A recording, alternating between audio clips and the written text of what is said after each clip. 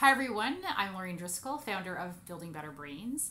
Today I want to talk about something that a lot of parents have on their mind right now with back to school, and that is what can they do to make sure their child has not only a positive school year, but a school year where they are successful. And I know a lot of parents, especially parents who have children with learning disabilities, dyslexia, ADHD, and so forth, are really concerned about all of these potential gaps that are going to happen, gaps that happened, or, basically not getting their needs met because the resources aren't there this year, and so forth. And those are all very valid concerns.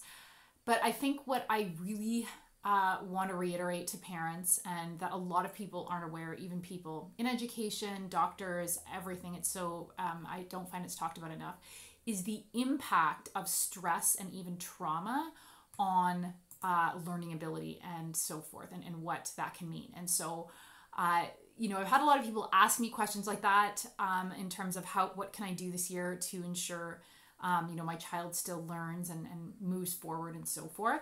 But one thing I really wanted to say is, it really became something that came to my awareness this past week or so, because I'm in the process of, we've sold our house, we've bought a house, and the stress with that and all these crazy bid wars and, when you get your heart set on something and all that was really, really stressful. And of course I had all the normal symptoms of stress like anxiety and sleeplessness and, wasn't eating, I just didn't have the appetite and so forth. But one thing that really came to my awareness was my memory wasn't the same, my processing wasn't the same. I had a hard time, putting my thoughts together. I just felt really foggy. I didn't feel like myself, to the point where I was getting kind of concerned about what was going on. And then I realized, oh my goodness, this is the effects of stress on the brain. And I was really, really in high stress mode. And that was just over the course of a few weeks, right? But a lot of kids and even adults are under a lot of stress. Whether that's related to COVID, before COVID, whatever the case may be. A lot of our kids are under a lot of stress before COVID just because they have learning struggles, and being in the classroom for a lot of these kids can be really traumatic, right? Just being made aware on a continuous basis, on a daily basis, that they're not reading like the other kids. Maybe they're getting bullied because of it. Maybe they're getting bullied because they have certain behaviors that they're having a hard time managing. And so it's really important, if we want our kids to do well this year in school, if we want them to, have a positive experience, to not focus on academics as the first thing, to focus on padding the nervous system. Because back to school stress is something I'm hearing a lot about all of a sudden, right? Kids were kind of trucking along, okay, into how things were, more staying at home and so forth. But then all of a sudden, it's become a reality of what back to school can mean this year. And for some kids, it's not going back to school. For some kids, or some parents, they've decided to homeschool, to do e-learning, whatever the case may be. And there's a lot of stress surrounding that. Not to mention all the other stress of, I have a lot of clients, they've lost their jobs, their businesses aren't doing well, or their businesses have completely shut down. And kids pick up on that stress as well. So if I can make one recommendation, is right now, as much as we want to believe that what's most important is for our kid to just keep moving forward and they're going to fall further behind, and oh my goodness, if you want your kid to move forward, you need to make academics, in terms of the focus, you need to make that the side dish. The brain cannot learn under intense stress. It can't even learn optimally under moderate stress. It can learn, but not, the best. So what we really want to do is we want to focus on calming the nervous system. And so what happens is when we are in a stress state, the brain gets turned on kind of in all the wrong ways. I mean, it helps ensure survival, right? If there's a bear, we need that fight or flight mechanism. But if it's just chronic worry, we don't want that system. Ideally, that system shouldn't be on, but it is. The primal brain is very black and white. And so it turns the brain on in all the wrong ways and kind of slows it down in the ways that we really don't want in order to be able to function and learn and so forth. And these effects are rarely considered, which I find kind of weird, because there is a ton of research to back up the effects of stress and even trauma on the brain, particularly the developing brain. There's quite a bit of research that's even recently come out, but even before that, on the link between trauma and learning disabilities, right? So keep in mind, kids might seem like they're doing okay because they show it differently, right? They might not even be aware that they're experiencing anxiety. They might just be acting differently, and they might be total pains in the butt, or they might be more zoned out because they don't have the life skills or life experience to know how to effectively process their anxieties or their fears. And so their anxiety around a certain situation that maybe you have anxiety about as well can become that much more amplified.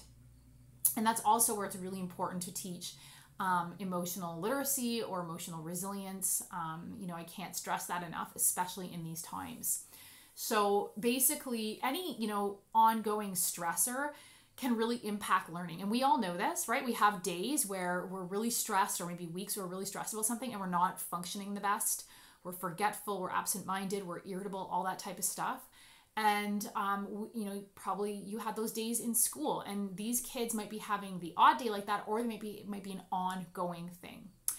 So I talk quite a bit about neuroplasticity and how the brain can change, and how I absolutely 100% do not believe that learning disabilities and dyslexia are hopeless situations that you need to just manage for the rest of your life.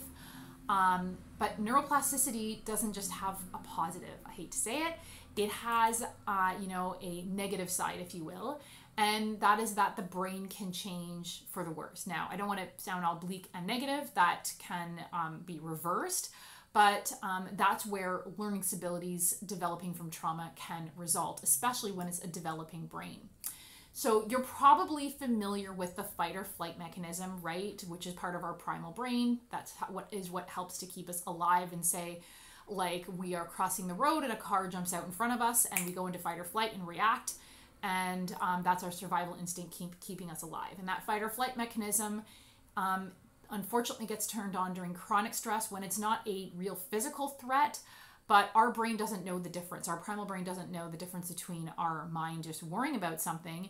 It is in fight or flight and it is ready to go. And so what happens is then we have a harder time accessing our higher brain levels, our cortex. And so during fight or flight, our body gets flooded with adrenaline to be able to react. However, there's another mechanism that is not talked about as much, and that is the freeze and surrender, which is also part of the survival reaction. And the freeze and surrender causes the body's response to slow down. And, we see this a lot, even though we might not realize it if you're a teacher, where these kids zone out, where they kind of shut down, they're kind of maybe daydreaming, they're not processing well. And that can be part of the freeze and surrender response. And so, life has all kinds of stressors, and we're made to be generally resilient to those stressors. We can usually recover after, right? Like, I'm still a little bit stressed about the house thing because we're not moved yet, but my stress has definitely gone from like a 9 to maybe a 3 or a 4. And generally our brain can recover from these stressors, but then there's other more chronic stressors that have different impacts on different people, right? 10 people can go through the same situation, and we can all process and react differently to that depending on our disposition and our constitution and so forth.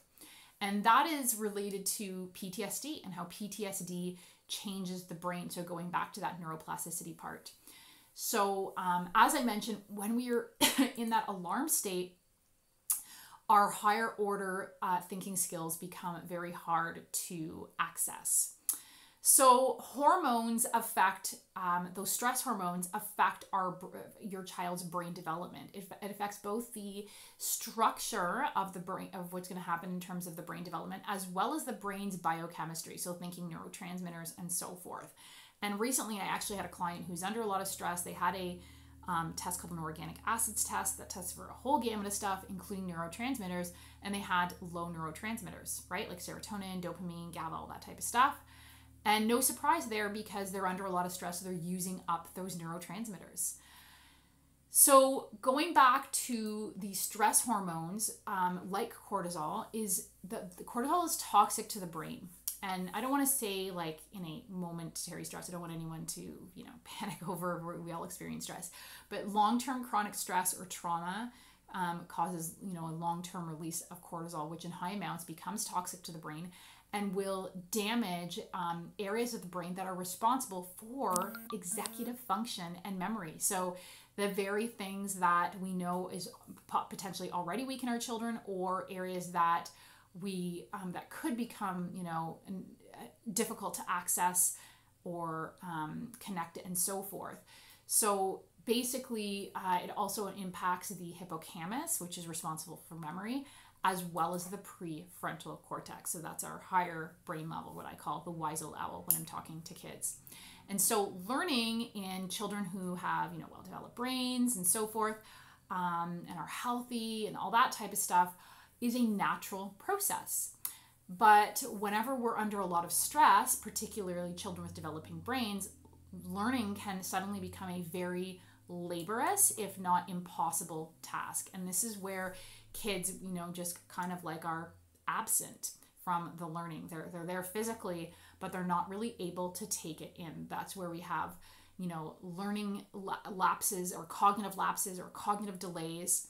And this is due to many things in terms of how the stress hormones is affecting the brain, the biochemistry and the structure, as well as, if you're having invasive thoughts, memories, you're having problems, you're disassociating because of trauma, you can't be there to take in the learning or whatever it is you're having to do.